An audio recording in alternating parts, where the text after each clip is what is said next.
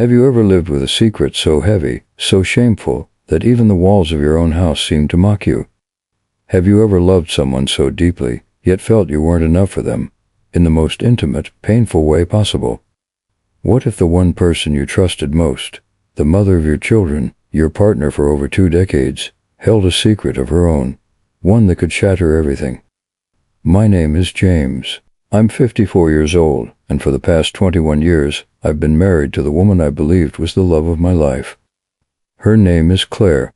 To anyone on the outside, we were the perfect couple, loving parents, a stable home, a family people envied. But behind closed doors, I carried a burden, one that defined me, haunted me, and silently destroyed my confidence. I was born with something most men don't talk about. Something that becomes a source of laughter in locker rooms, an insult tossed around in anger, or a punchline in cheap jokes. I was born with a very small penis, and it's embarrassing to even say it out loud, even now, after all these years. From the beginning of our relationship, Claire and I knew our sex life wasn't great. It was awkward, frustrating, and often disappointing. But she loved me. She said size didn't matter, that intimacy was more than physical. We tried everything: toys, new positions, different ways to stay close. We laughed through some of it, cried through some of it, but we always believed we were building something bigger than the bedroom. And for the most part, I believed her. I thought love was enough. Until the night I found out the truth. It was late. I'd gone downstairs for a glass of water, and her phone was buzzing on the counter. I don't know why I picked it up. Maybe curiosity, maybe instinct, maybe fate. But the moment I unlocked it, my entire world cracked. There it was. Messages, pictures, words that burned my eyes like acid. She had been seeing someone else. Not just once, not just a fling, but for years. 4 long years. And the worst part, she still looked at me every morning like nothing was wrong. She still kissed me goodnight. She still called me love. I didn't confront her. Not that night. Not even the next day. Because here's the truth. I felt trapped. Who would want me, a man in his 50s, with this inadequacy? I told myself, she still loves you, James. She's a good mother. She takes care of you, of the kids, of the house. Maybe this is just the price you have to pay. But every day after, I lived with the knowledge. I'd sit across from her at dinner, listening to her laugh with our children, and wonder, is he texting her right now? Did she see him this afternoon? Does she think I'm pathetic for not saying anything? And the secret dug into me like a knife I couldn't pull out. Still, I stayed silent. Because despite the betrayal, despite the humiliation, I loved her. And maybe, deep down, I was too afraid of being alone. Too afraid of being laughed at, rejected, discarded. So I made peace with my own prison. Or at least, I tried. But secrets like this, they don't stay quiet forever. They rot, they fester, and one day they explode. And when mine finally did, it changed everything. Every morning after that night, I woke up with a secret pressing down on my chest like a stone. Claire's voice, her smile, her gentle touches, they all felt different now.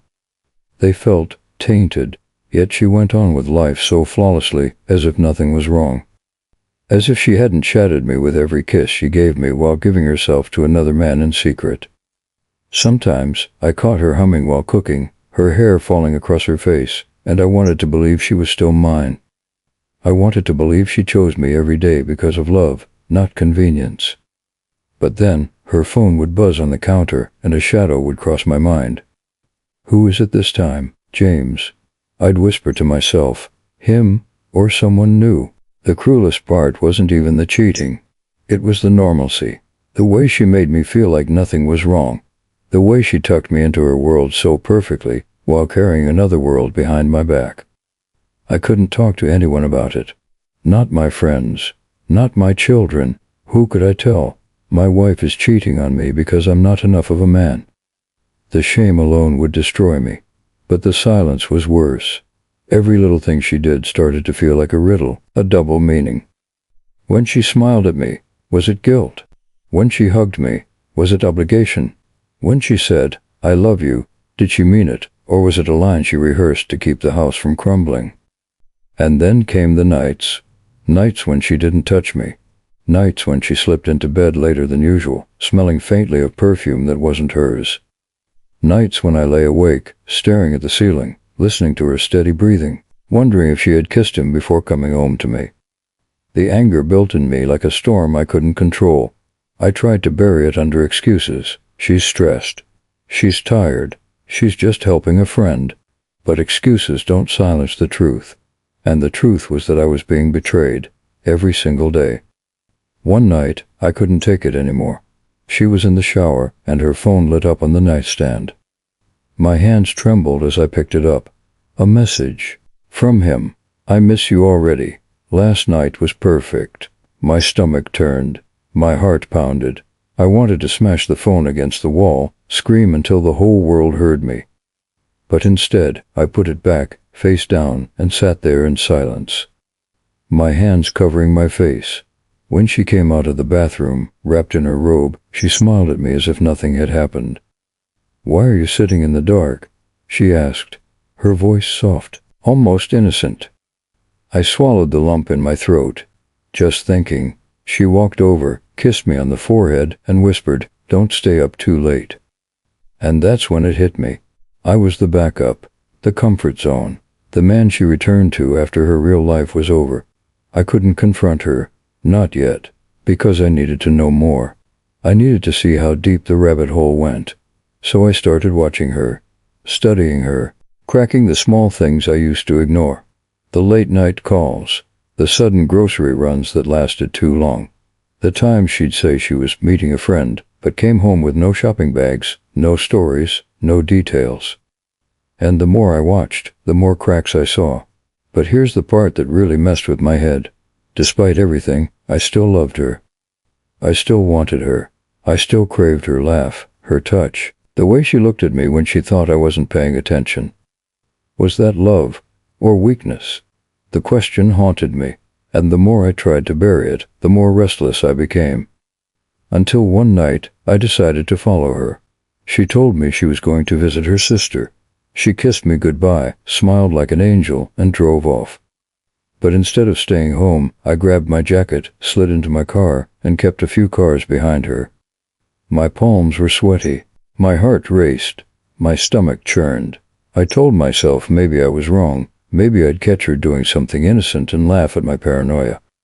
But when she turned into a hotel parking lot, my world stopped. I parked far enough away to watch.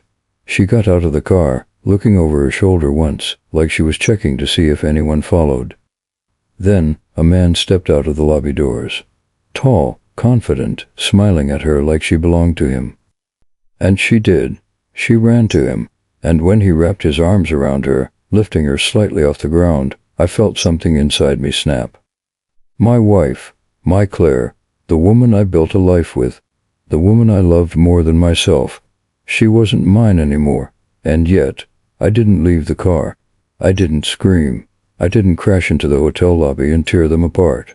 I just sat there, frozen, watching the truth play out before my eyes. And in that moment, I realized something chilling. This wasn't the first time. It wasn't the second time. This had been going on for years.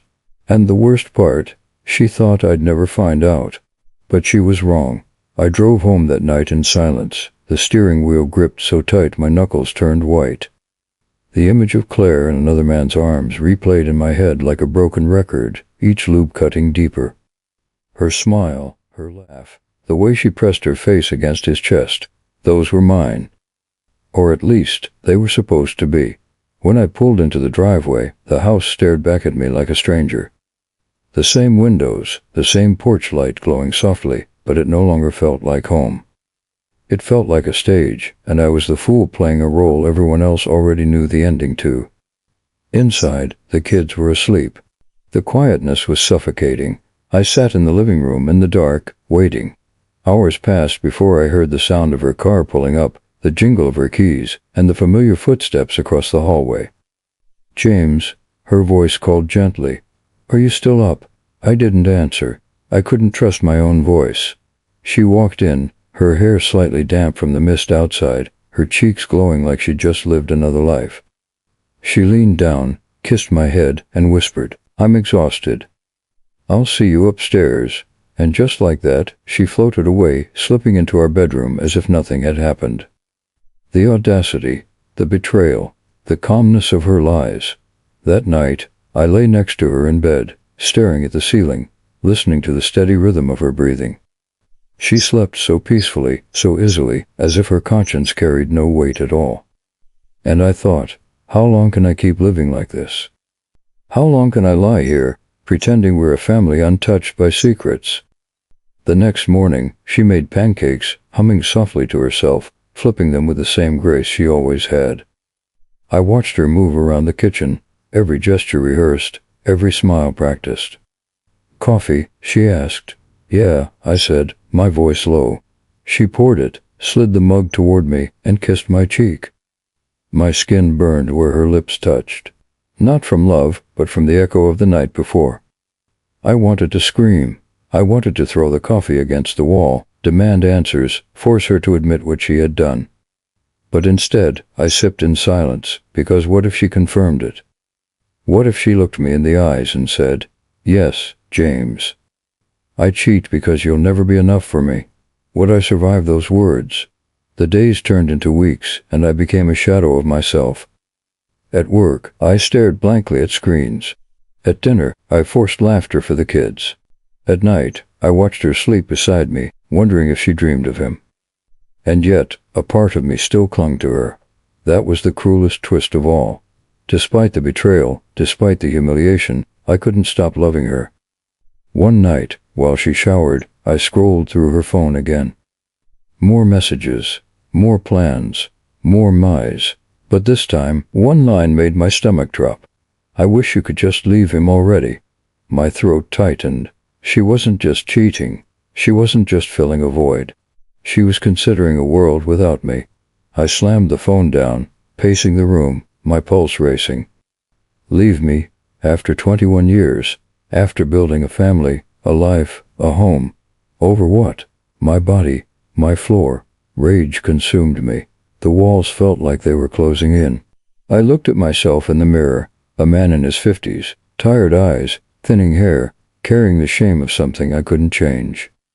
I punched the sink so hard my knuckles split. That night, I couldn't sleep. I stared at the ceiling until the first light of dawn slipped through the curtains. And as the house stirred awake, an idea began to grow inside me. Dangerous, irresistible. If Claire thought she could erase me, if she thought she could replace me, if she believed I was too weak, too small, too pathetic to do anything about it. She was wrong, because I wasn't just going to sit by and let her rewrite our story. No, if she wanted to live two lives, then I was going to expose them both. And when I did, there would be no going back. The thought consumed me. She's planning to leave me. I couldn't shake the words from my mind, the ones I read on her phone. "I wish you could just leave him already." Every time Claire smiled at me, every time she asked me to pass the salt at dinner, every time she kissed my cheek before heading out to her sisters, I wondered if that was the last time. If one day she'd simply never come back. I told myself I needed proof. Real proof. Something undeniable. Something that would expose her lies not only to me but to everyone who believed we were the perfect family. If I went down, I wasn't going alone. So I started planning. I bought a cheap recorder online, the kind small enough to hide in the lining of a bag. I slipped it into her purse one morning while she showered, my hand shaking so badly I nearly dropped it. That day, I went to work with a sick feeling in my gut, checking the clock every 5 minutes, counting down until she returned. When she finally did, she greeted me with her usual soft smile. I kissed her cheek, pretending I was calm, my heart pounding against my ribs. That night, after she fell asleep, I retrieved the recorder and pressed play. At first, it was nothing. The rustle of her purse, the muffled sound of her car. Then, voices. Her voice. His voice. My heart nearly stopped. "God, I hate sneaking around like this," she whispered. "Then don't," the man replied. "You don't belong with him. You belong with me." Silence. My entire body froze, waiting. "I know," Claire finally said, her voice breaking just slightly. "But the kids, the house, everything we've built. I can't just walk away. Not yet. Not yet." Those words hit harder than any confession. Not yet meant she was planning it. It wasn't, "I can't." It was, "Not yet." I pressed stop, my hands trembling, sweat dripping down my back. Proof. I had proof. But what now? I couldn't sleep that night. Every sound in the house felt louder, every shadow sharper. At one point, Claire rolled over, her arm draping across my chest like nothing had changed. I stared at her hand, wondering how many times she had touched him with the same tenderness. By morning, the anger had hardened into something darker. I wasn't just hurt anymore. I wasn't just betrayed. I was determined. The next time she said she was going, chirping, I followed her again. This time, I wasn't cautious. My car trailed hers close enough that if she glanced in the mirror, she might have seen me. But she didn't. She pulled into the same hotel, the same man waiting. I parked, my hands gripping the steering wheel so tight I thought it might crack. I could feel the heat rising in my chest, a pulse of rage that made me want to throw the door open and end it all right there. Instead, I stayed hidden, my phone in hand, recording. I zoomed in, capturing them kissing, holding each other, disappearing into the lobby like they were newlyweds on a honeymoon. My vision blurred, my teeth ground together until my jaw ached. I had the evidence now, the recordings, the video, the truth in full color. But strangely, it didn't give me relief. It made the hole inside me deeper, darker, because it wasn't just about betrayal anymore. It was about humiliation, about being reduced to nothing in my own marriage. That night, at dinner, Claire laughed with the kids, the sound of her voice filling the room. She looked so at ease, so in control, as if she were the one holding all the cards. I stared at her across the table, the words echoing in my skull, "Not yet." My fork clattered against the plate. She glanced at me, her smile faltering for just a second. "You okay, James?" she asked. I forced a smile. "Yeah, just tired." But in my mind, something dangerous had already shifted. Because tired wasn't the word anymore. I was done. Done being the fool. Done being the backup. Done being the man too ashamed to fight back. If she wanted 2 lives, I was going to make sure they both collide. And when they did, none of us would ever be the same again. The house felt different now. Every picture on the wall, every memory frozen in a frame, seemed like a lie. Our wedding photo, Claire smiling in her white dress, my arm wrapped proudly around her waist, mocked me every time I passed it in the hallway. 21 years of love, trust, and sacrifice, rotting under the weight of her secret. But now the secret wasn't just hers. It was mine too, because I wasn't the clueless husband anymore. I was the man building his case, piece by piece, waiting for the right moment to strike. Every night, I replayed the recordings in my head, her voice whispering, "Not yet," his voice urging her to leave me. The video on my phone burned a hole in my pocket. I couldn't stop watching it, couldn't stop torturing myself with the proof I had gathered. And yet, I still couldn't bring myself to confront her. Why? Because confrontation meant answers. Answers meant finality. And I wasn't ready to hear her admit, in her own voice, that I wasn't enough. That my body had doomed me from the start. Instead, I planned. I began hiding money, slowly, carefully, transferring small amounts from our joint account into one she didn't know about. I told myself it was for protection, in case she tried to take everything when the truth came out. I started searching divorce lawyers late at night, scrolling through websites with trembling hands, reading phrases like marital infidelity and division of assets. The words felt unreal, like I was studying a life that belonged to someone else. But the scariest part, I started imagining the confrontation. I'd play it out in my head. Claire sitting at the kitchen table, the kids at school, the house quiet. I'd place my phone in front of her, hit play, and watch the color drain from her face as her lies unraveled. Sometimes in my fantasies, she begged for forgiveness, sobbing, swearing she'd end it, that she loved only me. Other times, she looked me straight in the eyes and said, "James, I can't do this anymore. I want him." I didn't know which was worse. But one thing was certain, the confrontation was coming. whether I was ready or not. One Friday evening, the perfect storm presented itself. The kids were at a sleepover, the house was quiet, and Claire was home early. She moved around the kitchen, pouring herself a glass of wine, humming like she always did. I sat at the table, my phone in my pocket, my palms slick with sweat. My heart thudded in my chest so loudly I thought she might hear it. "Everything okay?" she asked, glancing at me with a smile. This was it, my chance, the moment to shatter the facade. I reached into my pocket, my fingers brushing the phone. But then she leaned across the counter, her hair falling across her face, and laughed at something on the TV. And for a split second, I saw her as she used to be, the girl I fell in love with, the woman I promised forever to. My chest tightened, and the rage I had been building for weeks faltered. I couldn't do it. Not yet. Instead, I forced a smile and said, "Just tired." But as she poured herself another glass of wine and walked upstairs, I realized something terrifying. It wasn't fear holding me back anymore. It was obsession. Because now, it wasn't just about exposing her. It was about the perfect moment, the perfect strike, the perfect way to make her feel the same humiliation that had been eating me alive for years. And the longer I waited, the darker my thoughts became. Because love and hate are not opposites. They are twins, born from the same fire. And inside me, they were both burning. Nights became unbearable. Sleep slipped further from me, slowed by the buzzing in my head. Her laughter, his voice, their messages repeating like a curse. I'd lie in bed, listening to the faint rhythm of her breathing, and wonder if she ever dreamt of me anymore, or only of him. I started tracking her.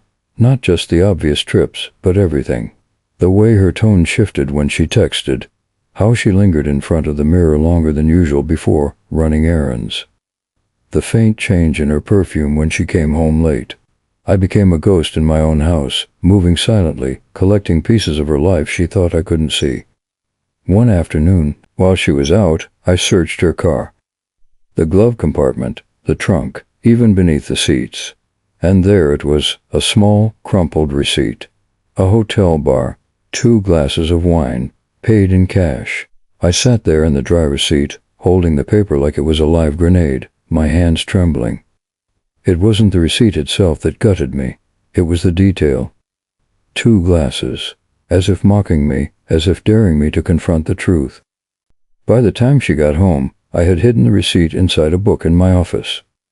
I didn't know why I kept it. Maybe because every clue was a weapon, and I was building an arsenal. But the more I uncovered, the darker I became. One night, I drove past the hotel without even meaning to. My hands had steered me there, my mind a blur. I parked in the shadows, watching cars pull in and out, every couple disappearing through the glowing glass doors. And I wondered which one was hers. Which one carried the man who had stolen my wife. The fantasies grew sharper. I imagined storming into the lobby, dragging him out into the night, screaming until the walls shook. I imagined smashing the phone on the floor, forcing her to watch as I exposed every dirty message, every photo, every lie. But then, darker images slithered in. My fist slamming into his face. Claire begging me to stop. The taste of blood in the air. I gripped the steering wheel, forcing the thoughts away. That wasn't me. I wasn't a violent man. But the anger was changing me, twisting me into someone I didn't recognize. Back home, I stood in front of the bathroom mirror, staring at my reflection. The lines around my eyes, the weariness in my face, the man who no longer looked like the James I remembered. I whispered to myself, "You're not weak. You're not pathetic. You're not nothing."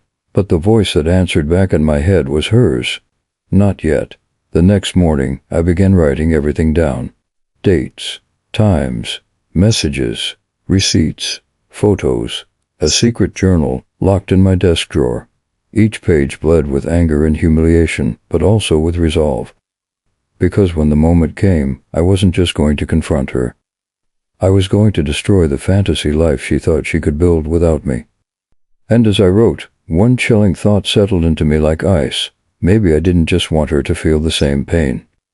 Maybe I wanted her to fear me, to finally see the man she underestimated all these years. The line between love and hate blurred completely that night. And once it was crossed, there was no going back. The journal became my Bible. Every detail of her betrayal edged in ink. Names, places, times. Evidence that screamed louder than any accusation I could make face to face. I would open it late at night, the lamp casting shadows across the pages, and read it like scripture. Proof that I wasn't crazy. Proof that my pain was real. But evidence wasn't enough. Not anymore. I needed an ending. A finale. Something that would leave her shuttered, just as she had left me. I started rehearsing in my head. The confrontation. The reveal. Her face when she realized the web she spun was about to collapse. Sometimes I imagined her breaking down, begging for forgiveness. Other times, I saw her defiant, cold, ready to walk out with him at her side. Both images fueled me. One evening, when she was in the shower, I stood in the bedroom doorway, watching her silhouette blur behind the steamed glass. My phone in my hand, my chest pounding, I almost said it then. Almost threw the words like knives through the steam. But I didn't, because the timing wasn't right. The kids, they were the one thing that complicated everything. Their laughter in the hallway, their school projects scattered across the dining table. They thought their parents were happy, stable, unbreakable, and I couldn't rip that illusion from them without precision. So I waited. The following week, an opportunity presented itself. The kids were leaving for a school trip, 3 days away. Just Claire and me in the house. No distractions, no shields. The thought both thrilled and terrified me. I could finally do it. Finally show her I wasn't blind, wasn't weak, wasn't the fool she thought I was. In the days leading up, I prepared like a man heading into battle. I copied the recordings onto a USB, labeled Family Photos. I printed the hotel receipt, the screenshots, the messages. I stacked them neatly in a folder, every piece of betrayal pressed flat and sharp as a blade. Each night, I'd open the folder, staring at it until my hand shook. This wasn't just paper. This was a bomb. And when I dropped it, it would blow our life to pieces. On the night before the kids left, Claire kissed me softly in bed, whispering, "You've been so quiet lately. Is everything okay?" For a moment, I almost broke. I almost confessed everything. The nights of stalking, the recordings, the journal hidden in my drawer. Instead, I smiled weakly. Just tired. She kissed me again, her lips warm, her eyes full of the same tenderness I had fallen for years ago. And that tenderness cut deeper than any knife, because I knew it wasn't mine alone anymore. When she rolled over and drifted to sleep, I lay awake, staring into the dark. Tomorrow the truth would come out. Tomorrow the lies would burn. And as I closed my eyes, I whispered to myself, like a vow, no more pretending. The morning the kids left, the house felt unnaturally quiet. Their laughter, their footsteps, the constant chaos, gone in an instant. Just silence. Heavy, suffocating silence. Claire brewed coffee, humming softly, as if today was just another ordinary day. My hands tightened around the folder hidden under my chair. This wasn't ordinary. This was war. "Want some?" she asked, holding up the pot.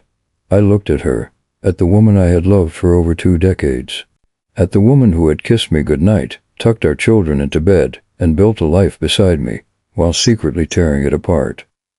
My voice came out steady, almost too calm. "Sit down." Her brow furrowed. "What's wrong?" "Sit." She hesitated, then set the pot aside and lowered herself into the chair across from me. Her eyes searched mine, wary. "James, you're scaring me." I slid the folder onto the table. Slowly, deliberately. Her gaze flickered to it. "What's that?" I opened it. 1 page at a time. The hotel receipt. The blurry photo of her and him outside the bar. Screenshots of messages, her words glowing in cruel intimacy. Her face drained of color. "James." Her voice cracked. "Where did you? How long?" My words cut like glass. "Tell me, how long have you been betraying me?" Tears welled in her eyes. She reached across the table, but I pulled my hands back like her touch was poison. "James, please, I can explain. 4 years. My voice rose, trembling with fury. 4 years, Claire. I've known. Every night you came home, kissed me like nothing happened. Every smile, every laugh, every lie. Her tea is spilled. I still love you. You have to believe that. I didn't mean what? To humiliate me? To make me feel less than a man? My chest heaved. Do you know what it's like to lie awake every night wondering if I'm enough? Wondering if you're with him because of me? Her face twisted in anguish. It wasn't about that. James, you're the father of my children, my partner. Then why wasn't I enough? The silence that followed was worse than any answer. I laughed bitterly, a sound I barely recognized. You know what's funny? I thought maybe I could forgive it. Maybe this was just compromise, a way to keep our family together. But sitting here, looking at you, I shoved the folder across the table. You disgust me. She covered her face, sobbing. Please don't do this. Don't throw everything away. We can fix it. Fix it. My voice dropped to a whisper, sharp and final. You shattered it. You don't fix shattered glass, Claire.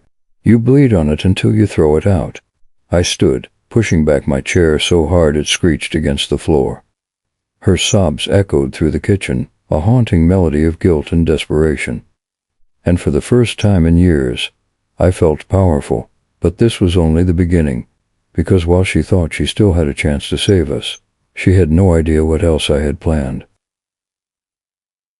Claire's sobs filled the kitchen, each sound clawing at the walls until the silence between them cracked open again. Her tears once softened me. Tonight, they fueled me. James, she whispered, her voice trembling, I never wanted to hurt you. I swear to God, it just happened. I stared at her, my hands gripping the back of the chair until my knuckles whitened. It just happened. 4 years of sneaking around, lying to my face, poisoning our bed. That's not something that just happens. She shook her head, desperate.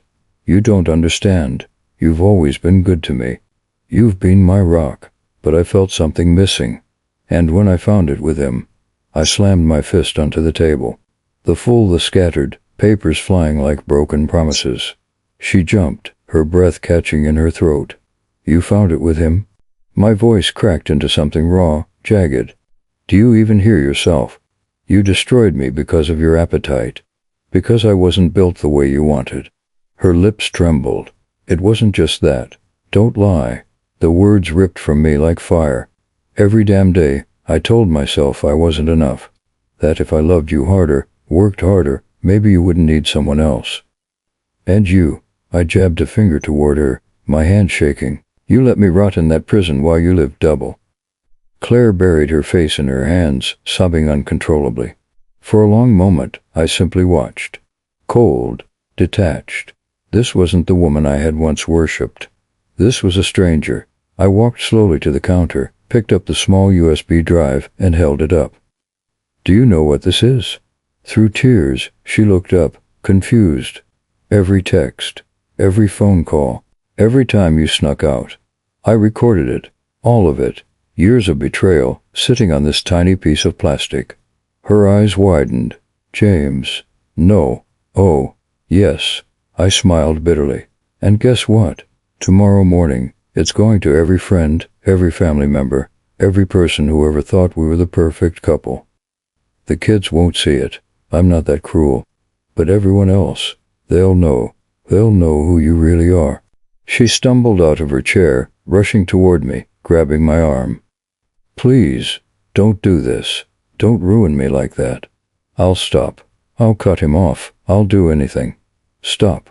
I yanked my arm free. You stopped the moment you chose him. You ended this marriage the first time you walked out of her house and into his arms. Everything since then has just been theater. Her sobs grew hysterical. James, please. We have children. Think about them. I leaned in close, so close she could feel the venom in my whisper. I am thinking about them. That's why I won't let them grow up thinking betrayal is love. That's why I won't let them believe silence is strength. They'll know the truth, and they'll see their father finally take back his dignity. Her knees buckle, and she collapsed onto the floor, clutching my leg like a drowning woman. Please, don't destroy me. Don't destroy us. I looked down at her, this broken figure of the woman I once thought was my forever. and for the first time, I felt nothing but clarity. "You destroyed us, Claire." I turned, walked toward the door, the USB tight in my hand. And as her sobs echoed behind me, one thought burned in my mind. This wasn't revenge. This was justice. The night bled into dawn. I hadn't slept. I sat in the living room, staring at the USB drive glinting under the lamp, its weight heavier than any stone. My heart beat steady, no longer frantic, no longer fearful. Today, the truth would breathe. Claire didn't come out of the bedroom. I could hear faint sobs muffled through the door, but I felt no urge to comfort her. For years, I had been her anchor, her forgiver, her shield. Now I was her storm. At 8 a.m., I slid the USB into my laptop. A simple email drafted, attachments ready, subject line sharp as a knife. The truth about Claire. I typed out the contacts, her friends, her sister, a few close colleagues, even our old church group. Not the kids. Never the kids. My finger hovered over send. And in that second, time froze. I saw flashes of 21 years, our wedding day, her smile radiant under the veil, the birth of our children, the nights we stayed up dreaming about the future. My throat tightened. Was this the legacy I wanted to leave? Scorched earth. Then another image rose, her lips pressed against another man's, her laughter, her betrayal whispered in the dark. The journal entries, the receipts, the lies. My hand steadied. Click. Sent. The files flew across the digital void like shards of glass. Irretrievable. Final. An hour later, my phone lit up. First her sister, then her best friend. Then the calls started pouring in. I ignored them all. I wanted the silence. I wanted her to face the fire without me shielding her anymore. From the bedroom came a scream, not of pain, but of realization. The messages had started reaching her too. Her world was unraveling in real time. She burst into the living room, her face pale, eyes wild. "James, what did you do?" I looked at her, calm as stone. I told the truth. Her chest heaved. "You ruined me. Everyone knows." I cut her off with a whisper. "No, Claire, you ruined you." She collapsed into the chair, shaking uncontrollably, clutching her phone like a lifeline that was already slipping away. I stood, walked past her, and opened the front door. The morning air hit my face, cool and cleansing. For the first time in years, I felt light. Not victorious, not defeated, just free. I knew the road ahead would be hard. Divorce papers, whispers in the neighborhood, the confusion of our children. But I also knew something else. I had finally reclaimed myself. My dignity, my voice. As I stepped out into the sunlight, I whispered to no one and everyone at once. Sometimes, to save yourself, you have to burn the lie. Even if it was your home.